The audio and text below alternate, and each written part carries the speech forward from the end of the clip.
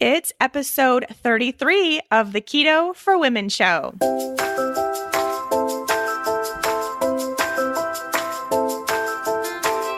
You're listening to the Keto for Women show, and I'm your host and nutritionist, Shawn Miner. This show is designed to empower women to find their own expression of the keto diet to maximize their health and happiness. Now let's get started with today's episode.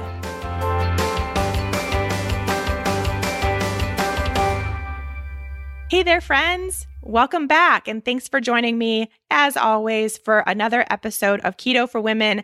This time, we're moving on from part 1 of All About Ketones to part 2 of All About Ketones, and this time looking at the testing options out there, which one is best for you, what your numbers mean, all that good stuff. We're breaking it down. And this comes on the heels of last week's episode, number 32, which if you haven't listened to is a really, really important one. It's a little sciencey, maybe a little boring, but it's important because I think we really need to know more about why we're doing what we're doing. So us Keto for Womeners, why are we getting into ketosis? Why are we following a keto diet? Why do we care what the numbers on our blood ketone meter say beyond just, well, because it's for weight loss? Like, that's a very common answer if someone asks why you're doing keto.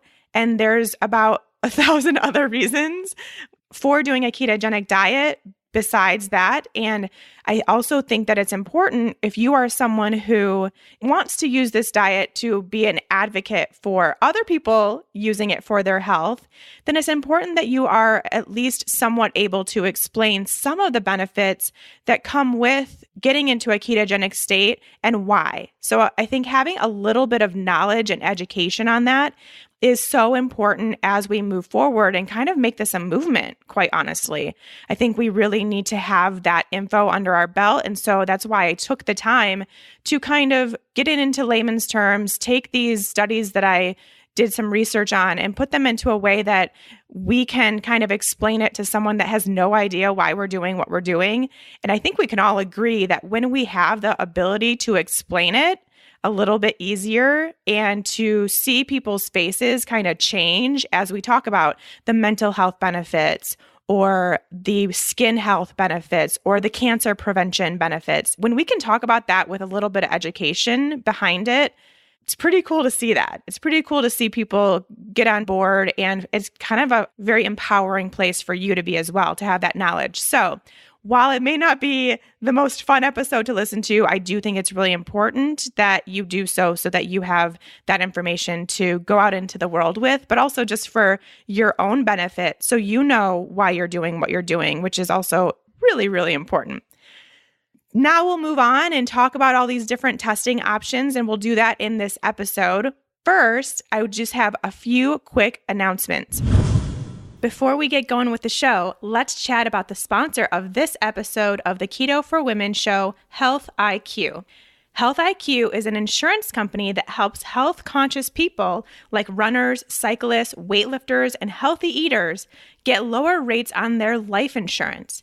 Health IQ can save their customers up to 33% because they have found scientific proof showing physically active people have a 56% lower risk of heart disease, 20% lower risk of cancer, and a 58% lower risk of diabetes compared to people who are inactive.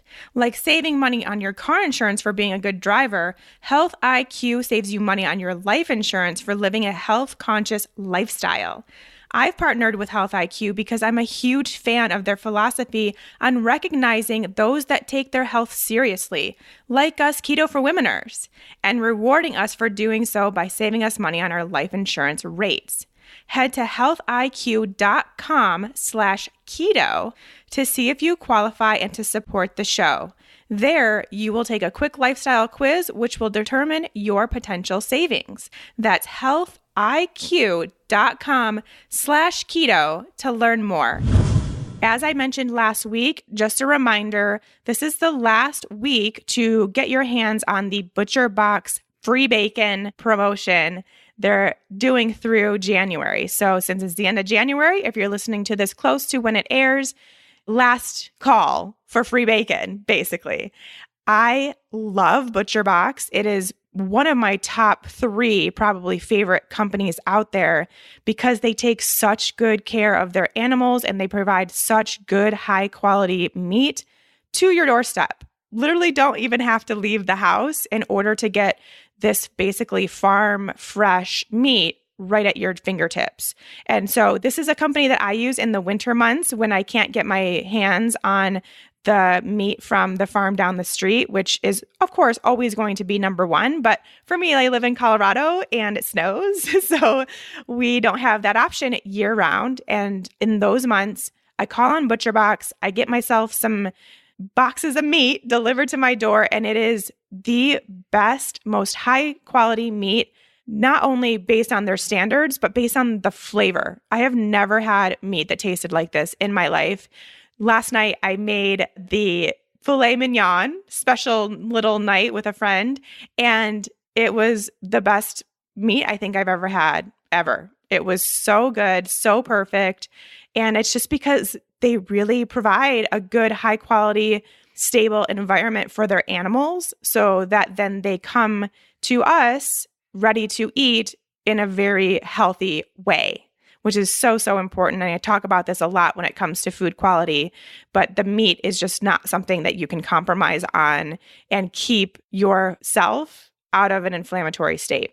If you want to anti-inflame your body, really take a deep, hard look at the quality of meats you are eating. That includes chicken and pork and turkey, beef, all of it, salmon, fish, all of it. Take a good, hard look at the quality and make sure it is of the highest quality you can get, and that will make a huge difference. And ButcherBox will do that for you. So just wanted to put it out there. If you are interested, there will be a link in the show notes to receive your free bacon. And what they're doing is throughout the entire year, 2018, if you sign up now before the end of January, every single time you order for the whole year, you will be sent a free package of bacon in all of your orders for the whole year, which is pretty cool.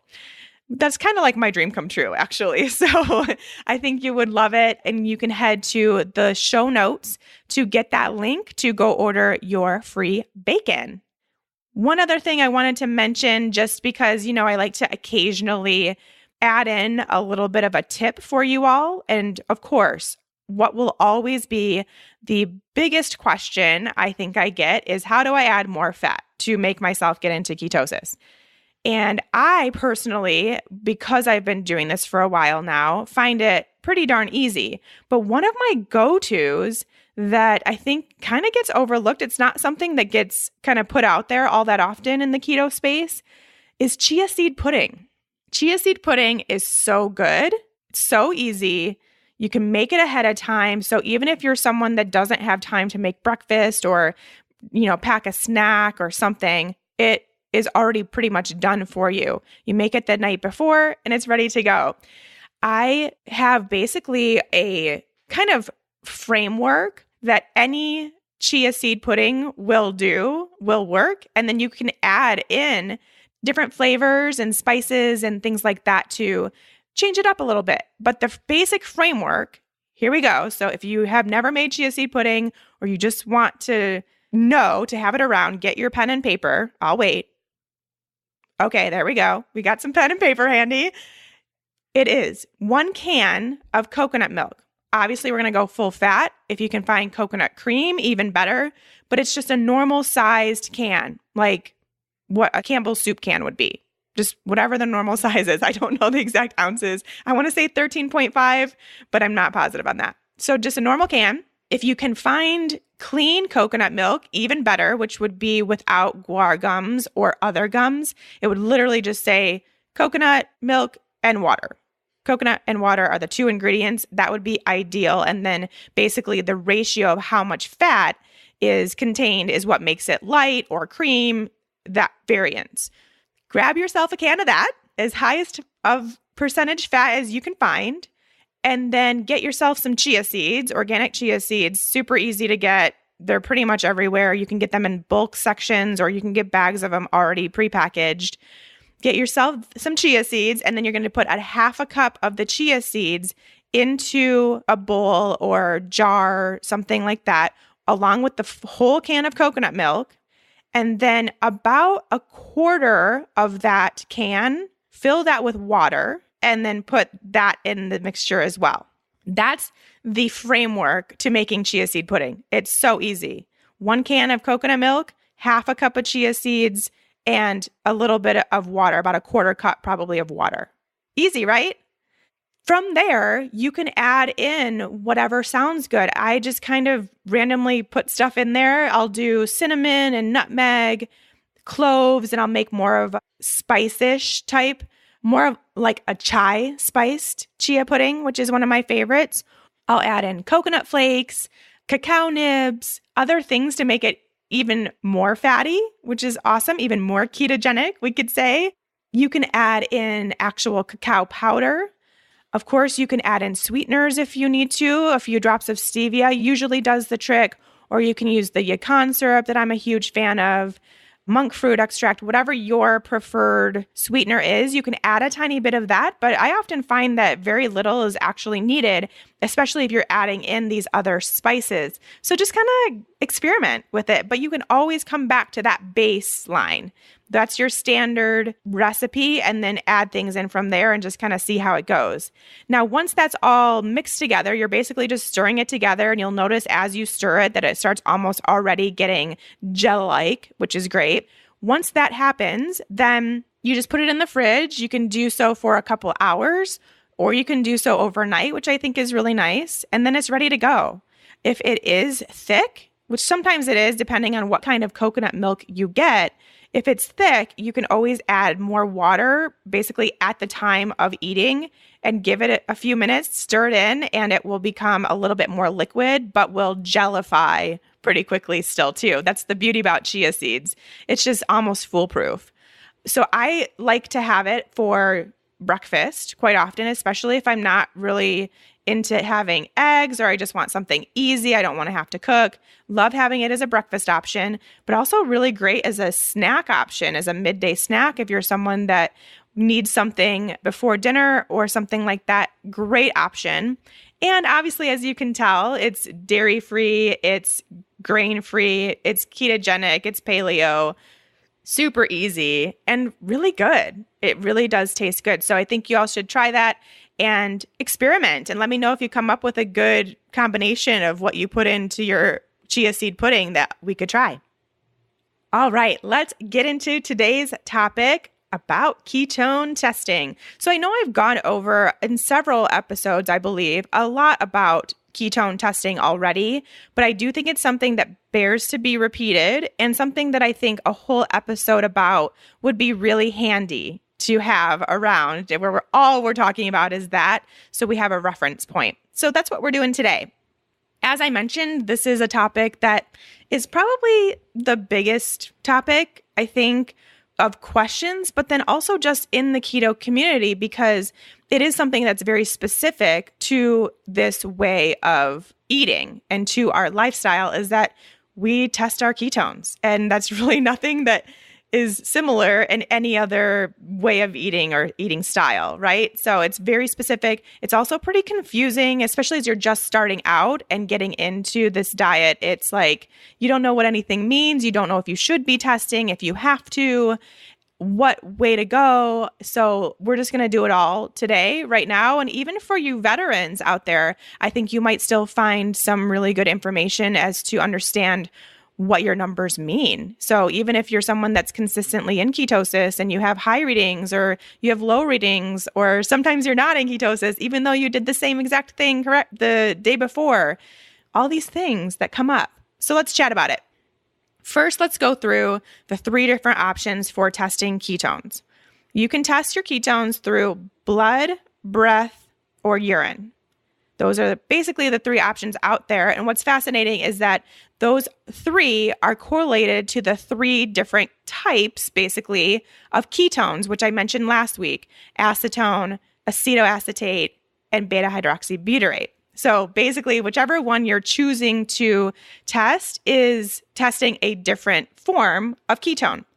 Starting with urine, which I think by now you probably all know that I do not recommend testing with urine strips. I know that they are super cost effective, but it's just not really a good option because they are going to quickly become inaccurate. And then, if this is something that you're actually going to be doing long term, you're going to start getting results that don't match what's actually happening in your body. And that's pretty frustrating. And I think it's just easier to start right away testing ketones in a way that will be accurate long term. The reason it becomes inaccurate is because you are basically testing spillover acetoacetate.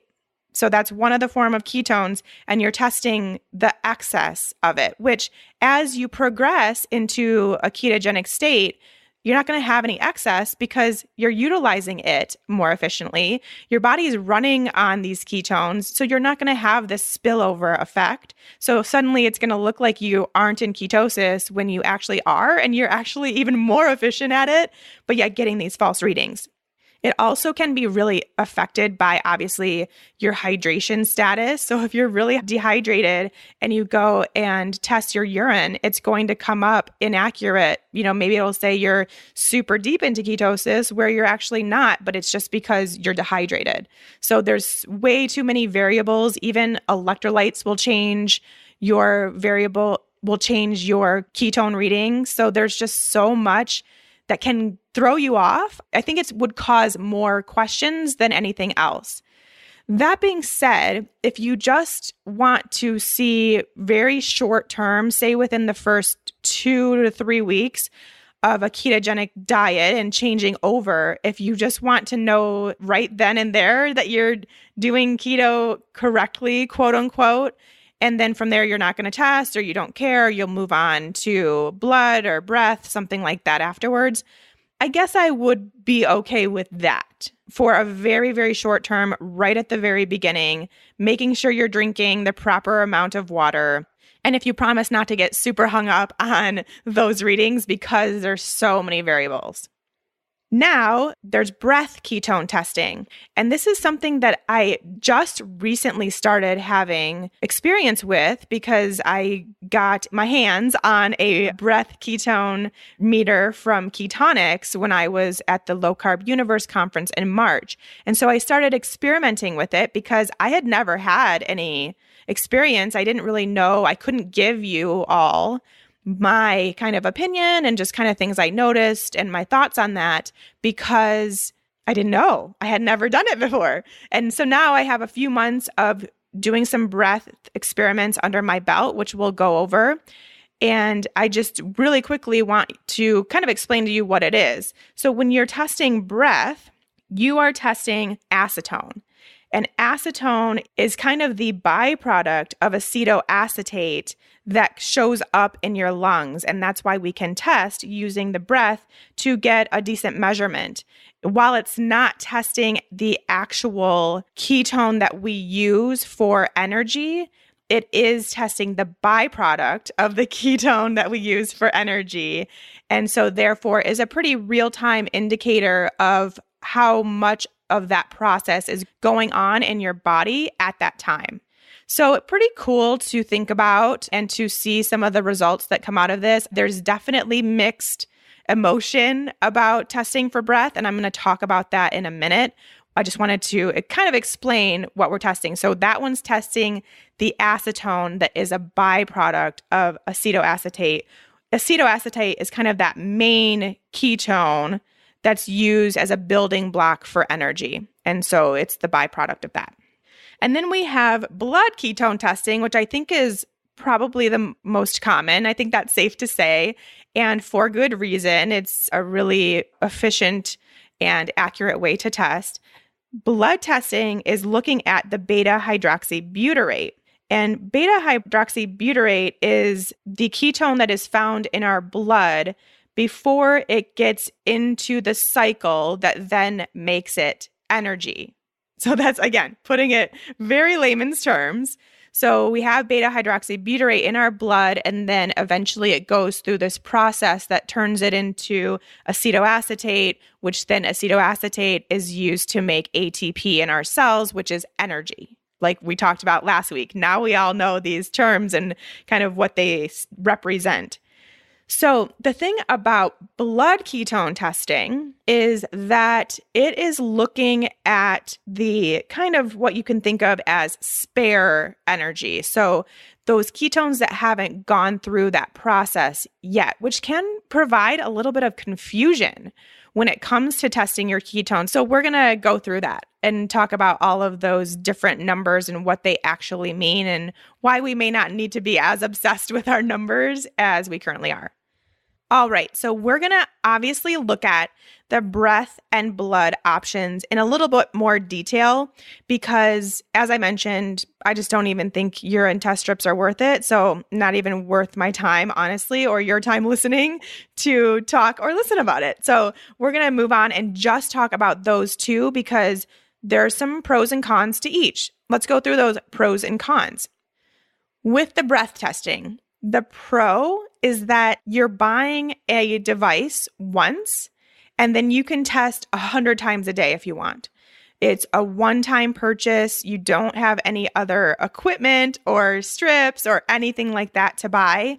It's just the one device, which is an upfront cost. It's not extremely inexpensive, but it is a little bit of an investment, but then it's done. And then, like I said, you could test all day long if you wanted for the rest of your life. And it's really cool.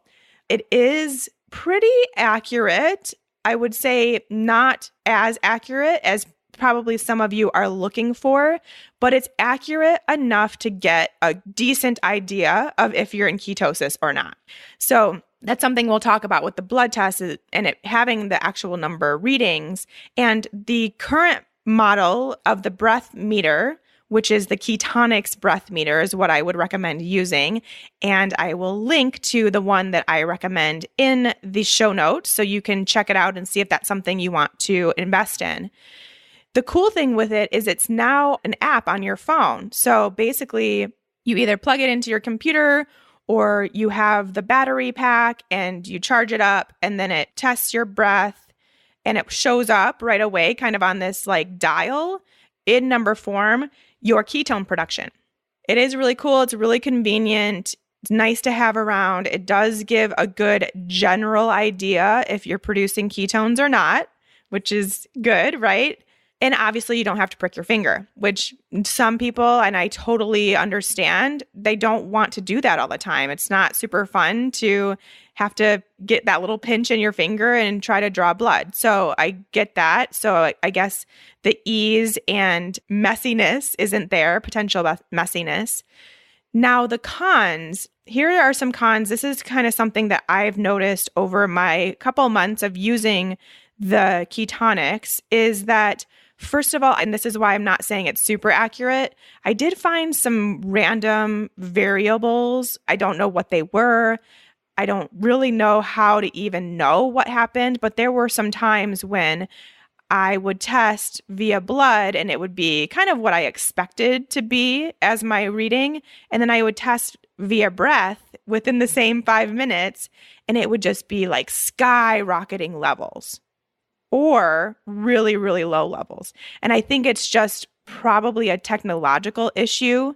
So that's something that I have noticed that, like I said, if you don't really care that much, if you're not trying to decipher what foods keep you in ketosis versus don't or anything like that, and you just want to generally know that you're in ketosis and test every once in a while to make sure you're there, then it's probably fine for that. It's just there were some random times that didn't make sense to me.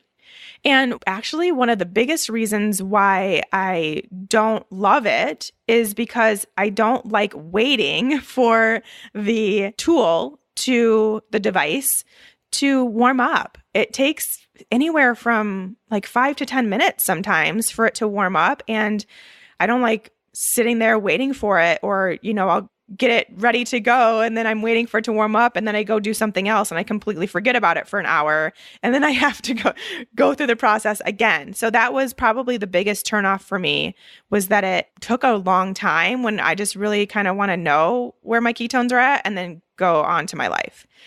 And the other thing I will say is the technique has to be pretty spot on for you to get an accurate measurement. I think this is probably one of the most overall negative aspects that most people experience, is that it's just hard to do. You have to really, really empty your lungs, which honestly, it feels like you're about to pass out sometimes. You're not going to actually pass out, but it kind of feels that way. And it's just not that fun to do. It's definitely not something that I look forward to doing or want to do, definitely not more than once a day. That's for sure. So that's something to consider too, is there's probably a lot of people not doing it correctly. And because the technique is so specific, and then not getting the readings they're looking for and getting frustrated, not understanding why they're not in ketosis, all that stuff. However, they do have a video showing you exactly how to do it on their website. So that does take care of it. It's just specific. And it's something that's really not that fun to do, to totally empty your lungs. So those are probably my 3 top not so great features about testing for breath. All right, let's move on to blood ketone testing, something we're probably most of us are familiar with, and for good reason, like I mentioned. The pros to testing for blood are that I find, really accurate. Now that I have been in a true ketogenic state pretty consistently for the past year and a half, I can kind of pretty much tell you almost within like a couple points where my ketones are at any moment. And not because I test all the time, just because I know how I feel. I know what certain foods do and don't do to my ketone readings. I just have kind of done it. And so I know I actually very rarely test my blood ketones anymore, except when I was kind of doing this experiment with the both at the same time. So it is pretty darn accurate. You get a really good idea. And that's one thing that I love about blood ketone testing is you get these numbers, and those numbers can really be used because of the accuracy to determine how you feel best, where you feel best, which is what I have always said here on Keto for Women to be the main reason for testing, especially once you get into ketosis and you're there, then you can use that testing tool to show you kind of where your sweet spot is, where you feel the best, what ketone readings provide you with the energy and the mood and the clarity and the satiety that you're looking for. That's how I love to use it. I love to also use it I'm kind of like a nerd when it comes to this stuff, and I like to see how certain foods affect my ketones. That's something I did within probably the first 6 months or so of being in ketosis, and then I kind of got a really good idea, and now don't do that much, but it's fun to do. Use yourself as a little experiment, and it does seem to be pretty accurate. So really, that's the biggest draw to blood ketone testing, is just you can't really beat that anywhere else. It's really nice to have that accuracy and reliability there for you. Now, some of the negatives, which I don't think are too big of a deal, but something we need to talk about, is that, you do have to prick your finger. And so you do have to kind of see your blood. It does pinch a teeny tiny bit for about 0.05 seconds, really short amount of time, but it does hurt a tiny bit for a little bit of time. It's a real thing. And so if that's just not your thing, then that would be something to consider. It's also expensive, or can be. And I know luckily we now have more options out there. I still really like the Precision Extra. That's what I use. And I just buy the strips, especially now that I don't test that often. I just buy them from Amazon. And I have to say that since other options have come out, the strips have gotten much, much, much cheaper to get the Precision Extra. If that's something that you already had and you don't want to buy another meter, they're definitely trying to be competitive with some of the other options out there. And the other option is the Best Ketone Test, that Keto Mojo, which both I have linked in the show notes. And I always have these linked, by the way, because like I said, it's one of the biggest questions I get. So it's always, I know people are going to be looking at that when they're listening to a ketogenic podcast. So they're always linked, but you can go to any episode and get that information and see which one works for you. But regardless, you have to buy the meter. You have to then buy test strips as you go. It's kind of a reoccurring charge, especially if you're someone that does like to test a lot, which I don't really recommend. But if you do, you do. No big deal. So that's something to also keep in mind. And then I think that while the accuracy is definitely the biggest benefit to blood ketone testing, there is some variance within that. There will be some times when you have readings that don't make sense or aren't what you think they should be. And we'll talk about those because I don't think it's a negative, but it's something to know. And then once you know that, it being a con kind of goes out the window because you just know when to test and what it means. So let's chat about that quickly. The best time to test your blood ketones is going to be somewhere mid to late day, with there being at least, I'd say, 2 hours since you've eaten a meal, and at least about 2 hours since you've eaten food, and at least 2 hours since you've done a workout. If you do that, so I really like to test kind of late afternoon, before dinner, that kind of thing, because I work out in the morning. So it's a really good time for me to test. If you test in the morning, sometimes it's going to give you a reading that's really low because you are having kind of that quote unquote dawn effect that we talked about a few episodes ago, where you do have a little bit more glucose going on throughout your system, just as that wake up process that our body does. And so it might give you kind of a false low reading, which is not false. It's just not showing you how deep into ketosis you truly are the rest of the time.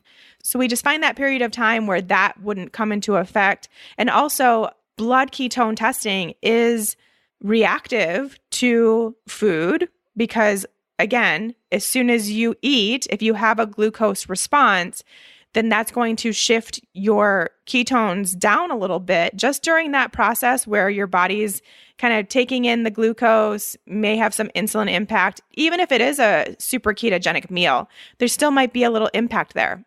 And the same thing goes for working out or being active. If you work out, you're using so many ketones, so much of that energy, that then there's going to be less excess in your blood, and it will look like you are having a low reading when in reality, your body's just using it. So if we give ourselves that time and that space before testing, it will give you the most accurate reading. So once you know that, now it's not really a big concern of, that's not really a con. It's just something that you need to know. As long as you do that in that window, you're going to have pretty good, accurate readings. Okay, so now that we know the difference and you have the pros and cons and you can determine what is the best option for you and which one you'd like to use, or maybe you want to do both, maybe you don't want to do any, and we'll talk about that, no big deal.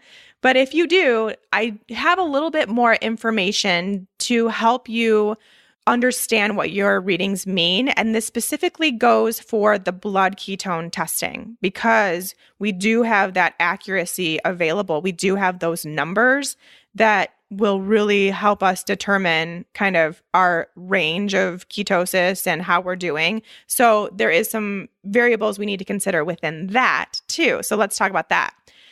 First of all, the place you want to be where it is technically nutritional ketosis is between 0.5 to 3.0 millimolar. And that will be the number that shows up when you are testing your blood.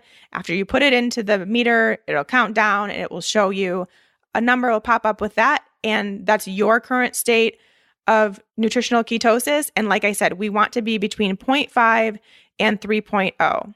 Now, on some ketone tests, on some devices, if you are 0.5 or lower, it's just going to say low, L-O. It's just going to say low. And it won't show anything beyond that until you are 0.5 or higher. Some tests will actually show you the number and I'll say 0.2 or 0.3, something like that. And then you just know that you're not in nutritional ketosis. I don't want to say this is a con to testing blood, but it is really something to consider in that there are a few reasons as to why this number may be slightly off from what you're experiencing. If you are consistently low, and this is where we really have to take into account how you feel too, and what you're noticing about being in ketosis or not. Are you feeling some of those effects or not? Because that in combination with your numbers is really what we care about. But as far as the numbers go, if you're someone who is consistently in that low range, you can't get to the 0.5, no matter how hard you try, no matter how much fat you're eating. There's a couple reasons why. First of all, it could be because you are potentially still healing your blood sugar, because studies show this all the time. As your blood glucose levels come into range, your ketone levels go up. So if you have a high blood sugar level, you're going to have a lower ketone reading and vice versa. So as you heal your blood sugar, which obviously takes time, then you may notice that those ketone readings start creeping up too, and you're able to get into what is technically nutritional ketosis with that above 0.5 reading. So that's one reason. It could also be because you think you're eating a ketogenic diet and you're not eating a true ketogenic diet, which that's kind of one of my biggest pieces of advice is to eat more fat if you aren't getting the ketone readings you're looking for. It could also be lack of sleep, stress level, time of the month for us ladies that are cycling.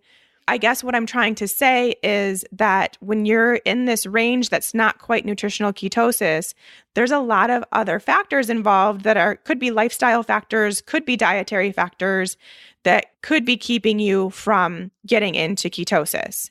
I will say, though, that probably the biggest thing that I see is that women just need to eat more fat.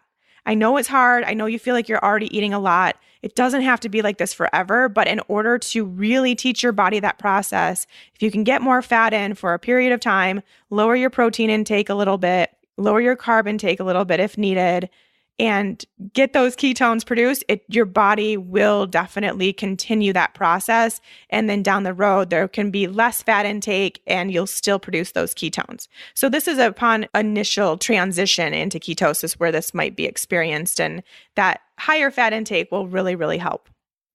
Now, there's also the case where you could be kind of on the high end of this range where, say, you're at 3.0 or above. And this happens for a few reasons.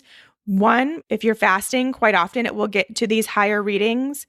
Also, remember, like I just said, your ketone readings fluctuate with your blood sugar readings. So if you're low blood sugar, potentially even in this hypoglycemic state, it might show up as really high ketones, and that's equally not good. That's not something that you want.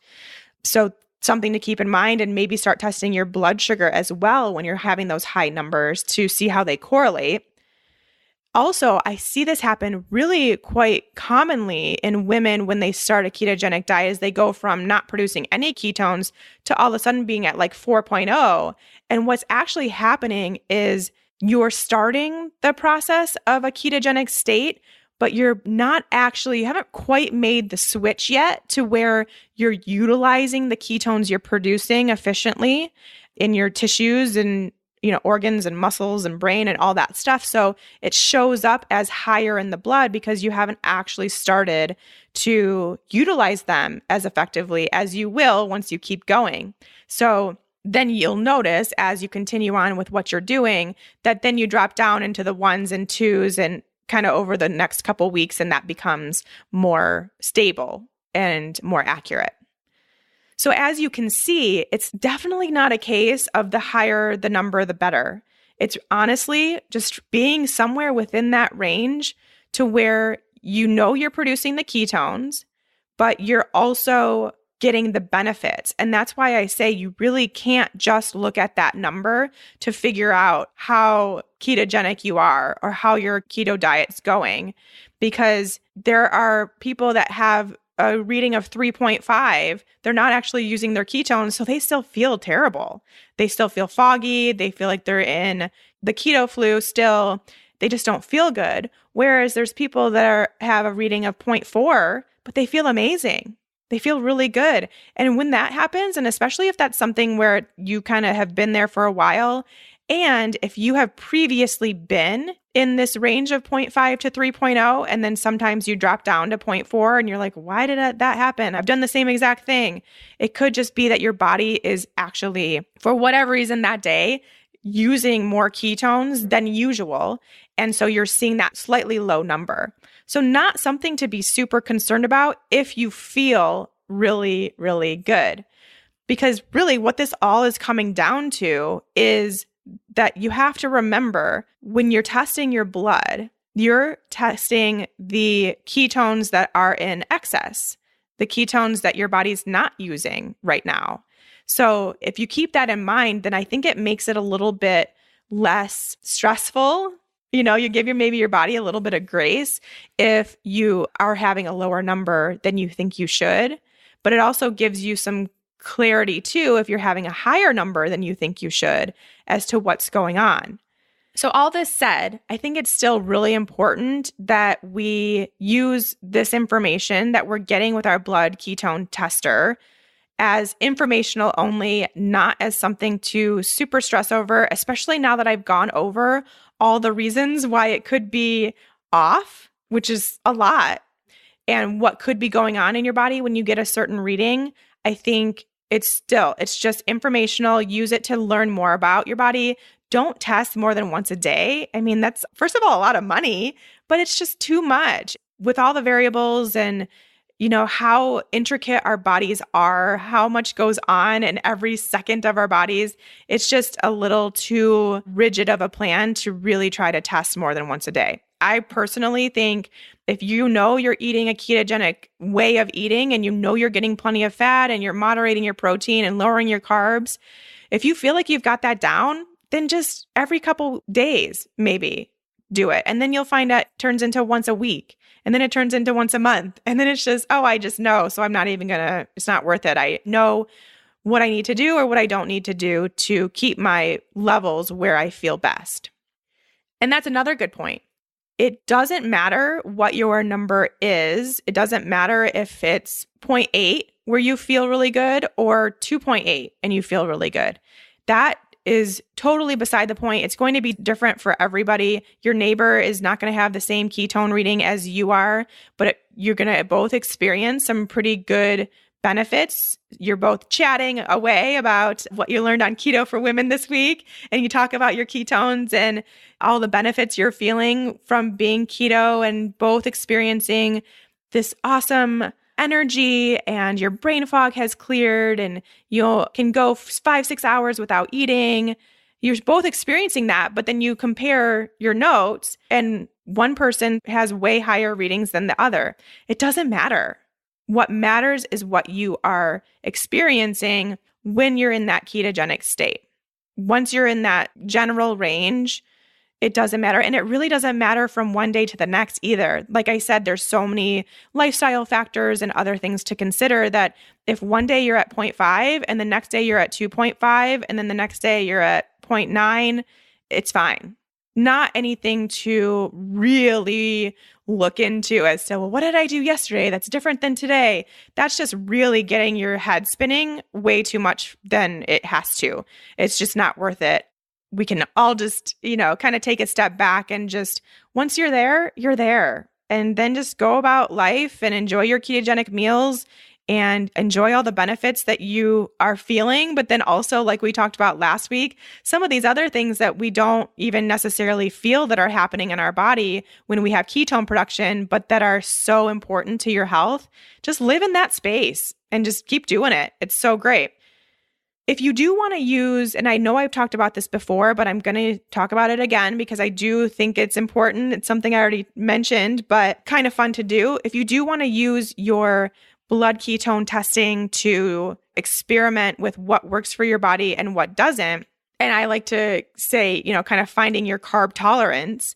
If you want to see if your body stays in a ketogenic state after you have a sweet potato, then try it. It's pretty fun. It's pretty cool to do. So what you would do is, have maybe half or a full sweet potato at lunch. I don't know, whenever you feel like it. And then either a couple hours later, if you really want to see the immediate impact, you can test your ketones. So give yourself a few hours, at least 2, between 2 and 4, and test your ketones and see kind of if you're stayed in that range or stayed close to kind of where you feel good. And if not, then not that sweet potato doesn't ever work for you, but you just now know that when you have a half a sweet potato or a whole sweet potato, you will be out of a ketogenic state for a period of time. Not a big deal. I mean, if you are someone that's healing something really specific, like diabetes or PCOS or cancer, whatever you're using your ketogenic diet for to help heal, then, obviously you may want to consider whether that's worth it health-wise for you to get out of ketosis for that period of time when you have the sweet potato. And that's something you'll have to decide for yourself, but that it's going to happen. Whereas some people will test their ketones after that sweet potato and still be in ketosis or close to where they were. And then that it's fine. You'll stay in a ketogenic state when you occasionally have a sweet potato, and your body does well with that. You have very little blood sugar response, which means a very little insulin impact, and will most likely fit into a good balanced lifestyle plan that we're making out of this quote unquote diet we have here. That's what I really like to see people do with their ketone readings once you have spent time getting into ketosis. So this really isn't something to do for the first probably month or so of your ketogenic diet. I would definitely wait until you are solidly producing ketones for at least a few weeks, so taking the time to slowly transition into ketosis, which is what I recommend for all women, and then getting there and staying there and checking those ketones a few times a week to make sure you're steady-ish.